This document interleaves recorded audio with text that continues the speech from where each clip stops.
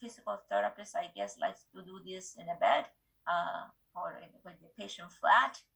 We do it in our dental chairs, and we have equal control of the patient head and the reduction of the disc.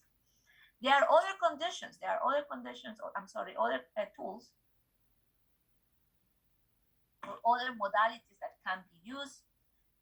Transcutaneous electrical stimulation. The sarcastic comment I have here was that when these studies were done in Buffalo many years ago, the machines that will light up in green but were not transmitting any electrical stimulation were as good as the ones that were active, meaning that they were not better than the placebo effect. I found, yes. Can I just mention too, once again, TENS, because of its poor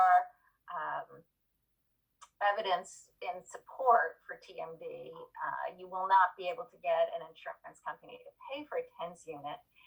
However, you can now go to Walgreens and anywhere else and get these little devices that they could actually stick on their face if they wanted to.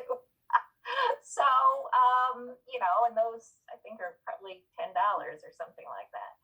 But there, you just have to realize there's no evidence base for it. You can buy it in Amazon too. Everything you will find in Amazon, right? But I found this study that it was with TENS, and they will saying that it was better than placebo. So, and you can read the conclusion, right? Short-term therapeutic was good. But look at what was the short term that they have, 48 hours. So, that is not very good, because that means then that the patient would, at least in the randomized, how they define it, the patient will have to come to the clinic and do this every 2 days. Now, I have hard time bringing my patient every 2 weeks. I can imagine bringing them every 2 days. And even in our randomized clinical trials, when we compensate the patients, it's very hard to have them back every 2 weeks. So, this is, and if you look, one more thing, this pain was the difference between an intensity and a visual analog between 3 and not even a 5, right? So is that clinical relevant? I think we do much better with all the stuff that we just mentioned to you before. Acupuncture is another, yes, Dr. Crow. Well, I was just going to say, and look at the variability with those lines on that. There's so much overlap. So think of this as a tool that might be helpful for an individual patient. And I actually had one years ago that had a TENS unit. She had it prescribed for her back. She brought it in. We fit it for her jaw. This was all before remote working, but her job was at home in front of the computer, and she used a TENS unit, and it helped her reduce her medication use.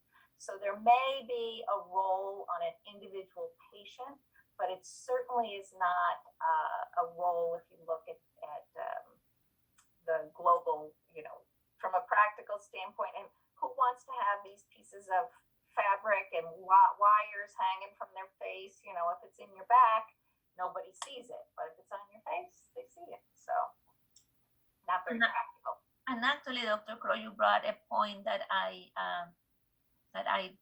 didn't put too much attention before. But based on those standard deviations, I will say that there was no significant difference between the placebo and the active in any of the point times. So they all overlap. Thank you for putting that down. So acupuncture is another technique that patients may ask you. I personally, I will tell you, I tried this and I found that the most painful thing that you can do, I prefer a migraine versus acupuncture.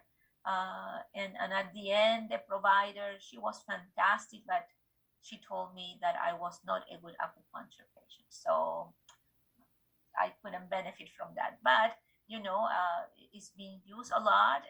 The The idea is that will be a release of endorphins when you use it, and the systematic review actually the literature says that it may be some benefit, but more data and more research is needed. That's the bottom line with acupuncture. Now, when somebody asks me in terms of do we do it, no, we don't do it. We don't have anybody trained to do it. In the Buffalo region, there are several individuals trained, and I would say, if you want to try, but it's something that the data don't necessarily, it's not solid on it. The same thing with low level laser therapy, and I know you guys take a laser class, and and you may hear in that class that is indicated for pain treatment. The truth is that at this time we don't have any evidence that is superior or that supports this, because otherwise we will be all doing laser therapy.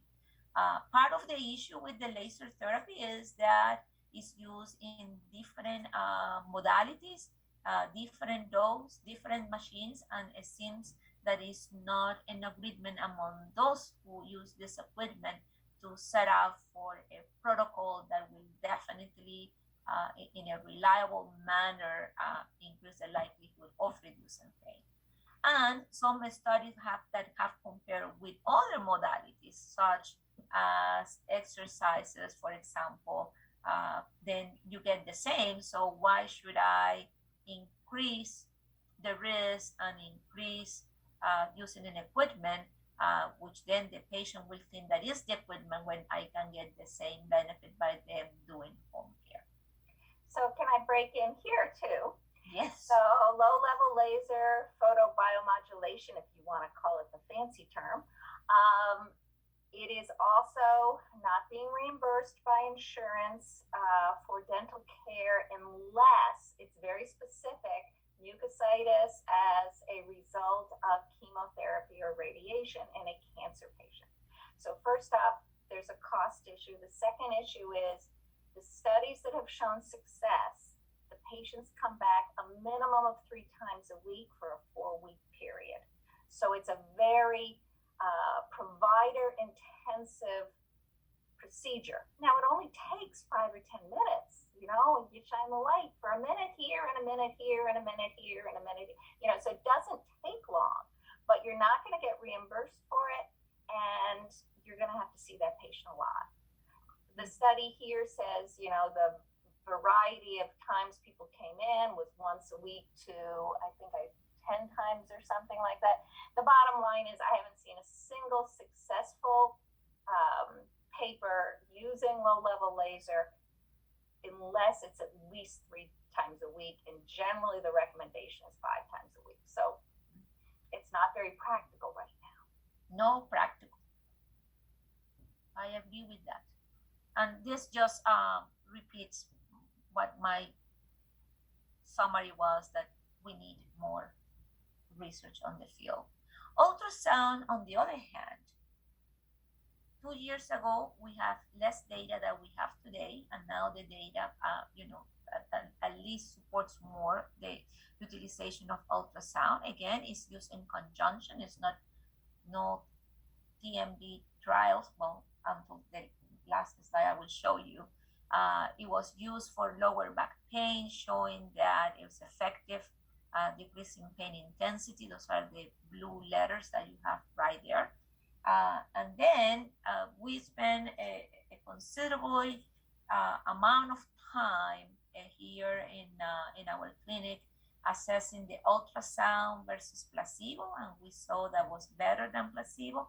Then there were several settings, and the setting of 0.4 watts per centimeter square with 100% continuous seems to show to be the best.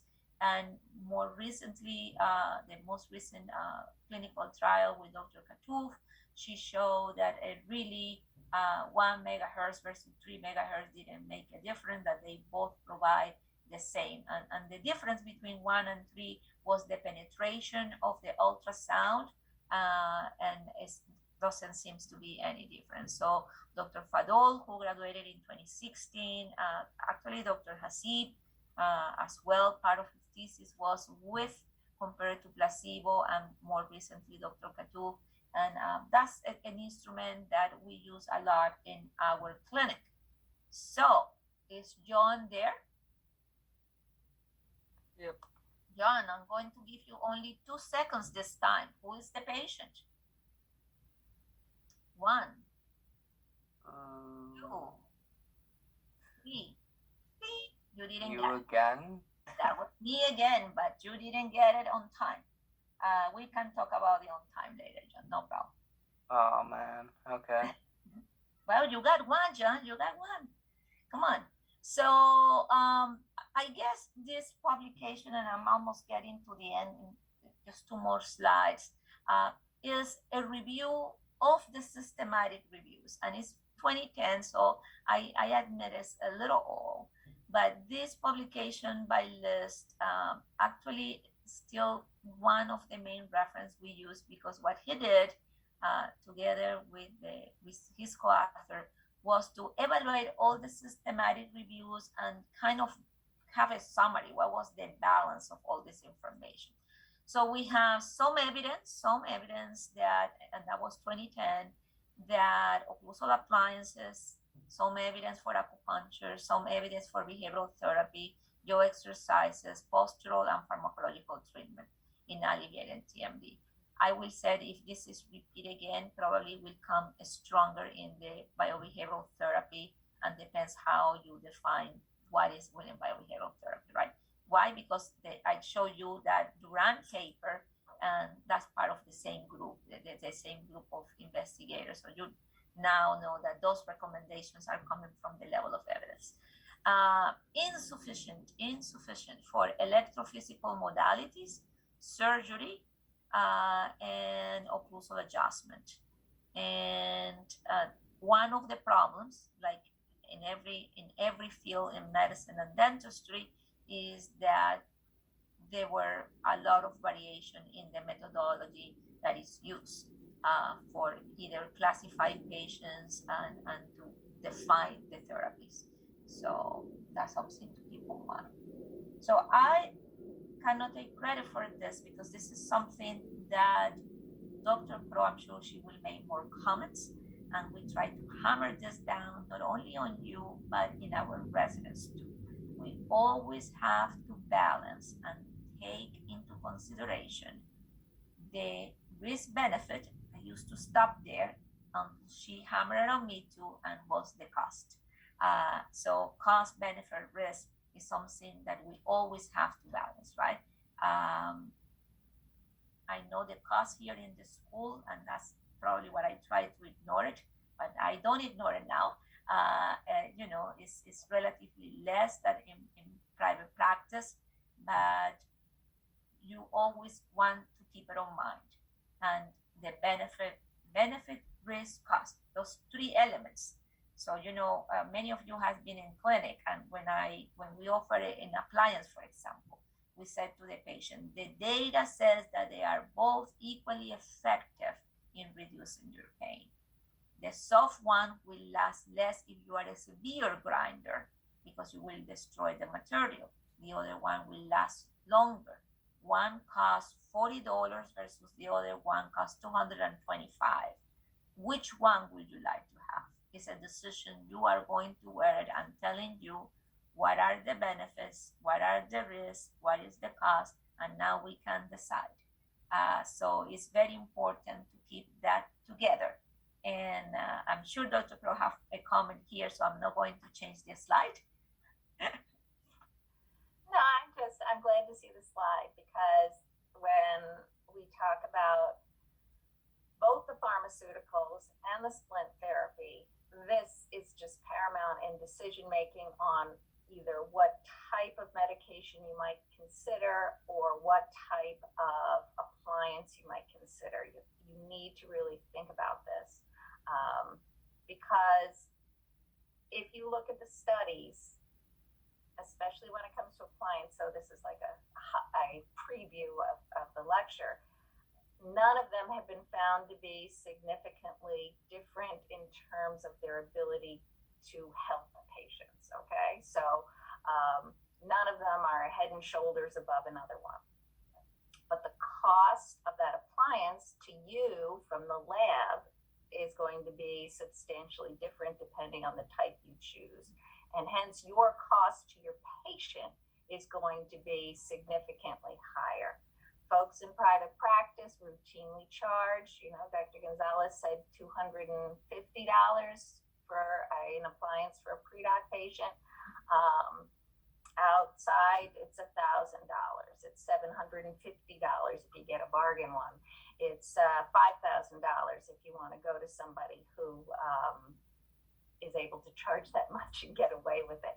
So it's really something that you need to think about when you're determining what type of treatment you want to do for your patient. Yeah. And the top part, Dr. Crow, the critical assessment of the literature, I think that's the best we can give you guys as students and future colleagues. We can talk here for hours or not talk here, but it's going to be you, once you graduate, who will have to take the literature, read it, and be critical about it and determine if you are going to be a new adapter and incorporate that in your practice or not. So it's that critical assessment of, and being honest with your patient. I have evidence that I will do it because what is going to make the difference between you and the dentist next door. And with that, I am done. Thank you. Please be mindful. Don't keep your mind full. Just be mindful. And, these are hard times, but we are seeing light at the end of the tunnel. And I wish you to have a wonderful day. Thank you. Any questions? I will stop sharing to see if, Yeah, there was nothing in the chat that was a question other than a thank you, Dr. Gonzalez, and a yay, John. Because that was when you got the answer right. I think we will give credit to John for even the second one. I tricked him that because I was 20 years younger. So, but thank you, John, for being with us. Thank you. Thank you, Dr. Gonzalez. I think you're aging backwards. Ooh, he's looking for a third point. He's looking for a third point. You made up my date. So let's just keep it on that. Thank you for the compliment. But most importantly, remember, you must be critical about what you read and about what continuing education people may bring to you, because otherwise you will adapt things that have no evidence to support to do it. With that, be mindful, have a great day, enjoy the sunshine, and I see you next week.